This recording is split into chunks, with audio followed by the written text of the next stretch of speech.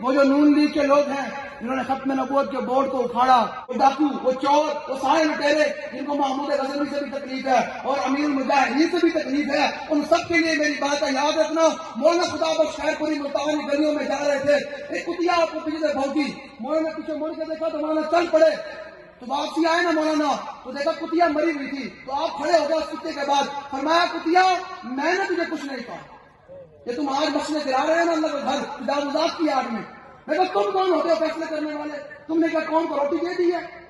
پانی دے دیا صاحب، قوم کو امن سکون دے دیا ہے، یا تجاوزات ہی رہتے ہیں تمہارے؟ بے شک گراؤ، لیکن حضور اللہ کا گھر بھی گرا رہے ہیں۔ حضور نے فرمایا قیامت کے دن مسجدوں کو اٹھا کر جنت میں رکھ دیا جائے گا، اور تمہاری مسجدوں کو گرا رہے ہیں، کوئی بات کرنے والا نہیں ہے۔ جن کے جناب وہ مدارس بل پر جن کے جناب 18,000 مدرسے حرکت میں آتے ہیں، وہ حضرت صاحب گزر رہے ہیں۔ ہماری بات ہے نا،